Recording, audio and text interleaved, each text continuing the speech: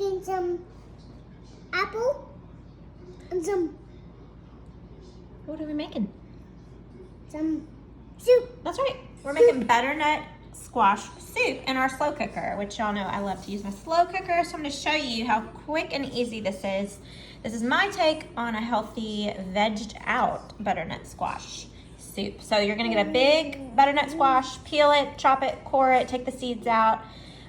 2 stalks of celery, 2 garlic cloves, handful of carrots. You can use more or less. Bell pepper, whole onion, 4 cups of broth. You can use more too. Once we get it all together, I'll evaluate. And then we have an apple that Kaden has been eating. We're not going to peel it. We're actually just going to chop and core it. And then all we're going to do is plop it all into the slow cooker and cook it up. And I will show you how to puree it tonight to make some soup. So stay tuned. That was a big butternut squash. And so this is something that Tony and I always make together because it does take some muscle to get that butternut squash peeled and chopped up. And so he usually does the chopping and I'll just put it all in the pot. So that's one reason why we really like this recipe is because it's so easy. It literally is chop in the pot. So I'm gonna show you how I season it up. I'm gonna take some of my favorite Greek all-purpose and I'm just gonna cover the surface area. That's how I measure until I hear the angels singing and telling me that that's enough.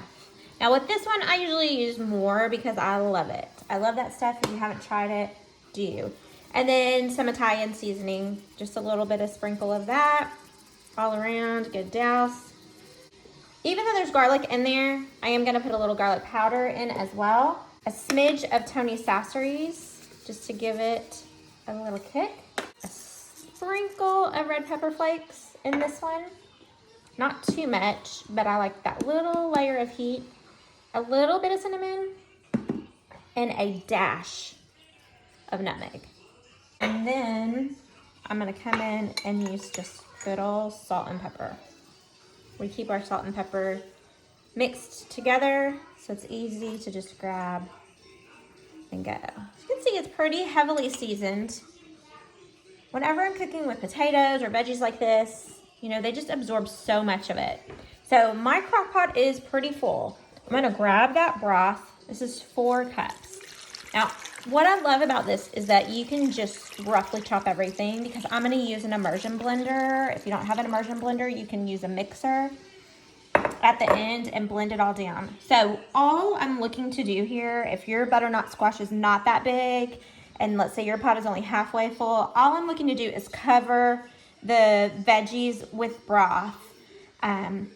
This did not cut it. So I'm gonna have to add some more broth or water because I need these to be at least covered on the top so that they will cook down and get tender. So I'll add some more to the top and then I'm gonna put it on high for 4 hours and check it with a fork to see if they're fork tender.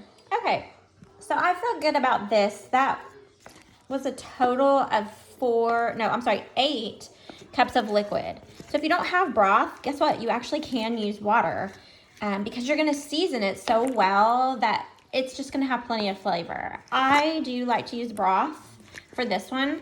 I always have boxes of broth on hand in my pantry, so it was easy to just go get what you need. You can use a veggie broth and just keep this totally vegetarian, or you can use whatever you've got. That's what I like about it. And so this is it.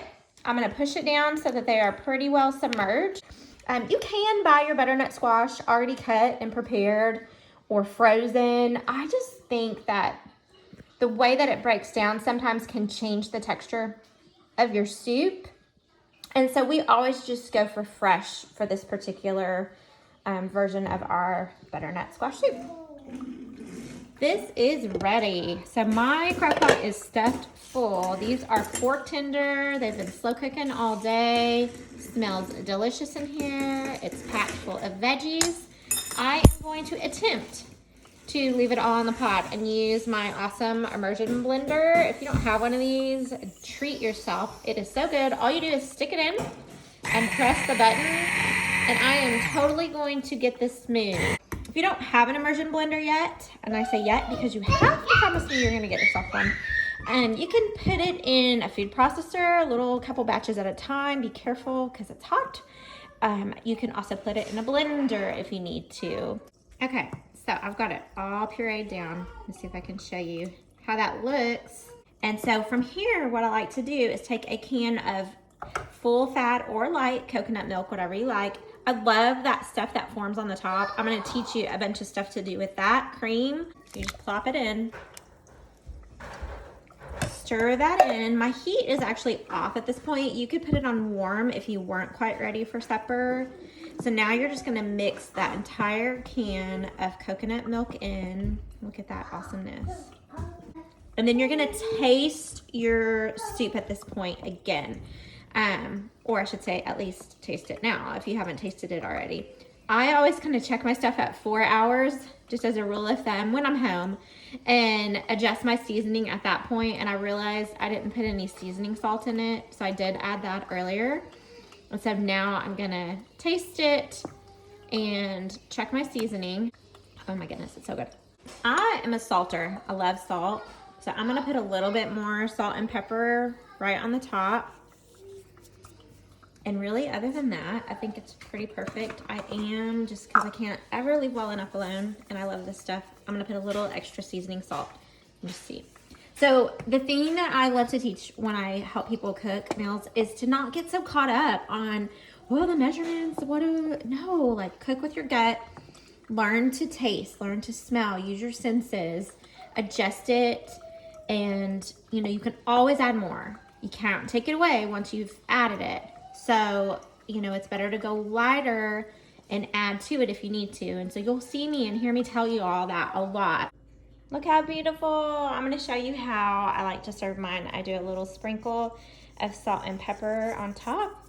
You can do a little drizzle of olive oil, just a smidge. Look how pretty. And then I like to use some extra spicy on mine. This good stuff. Sriracha. I like a little heat on mine. You could sprinkle a little pine nuts or pecans or almonds on top if you wanted to too.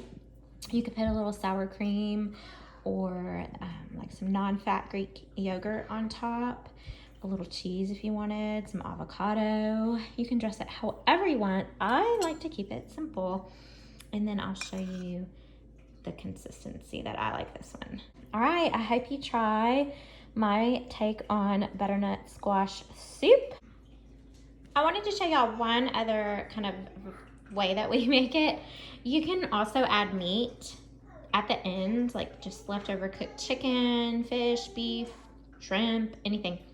And then we love to add olives, green olives to ours, and some more sriracha. And then we put, it's kind of like the icing on the cake, a little bit of guacamole on top. Trust me, don't knock it till you try it. It is so good. So this is kind of a more, let's call this a fiesta style. How about that? All right, hope you try it. Spicy for sure, but I love it. Okay, bye.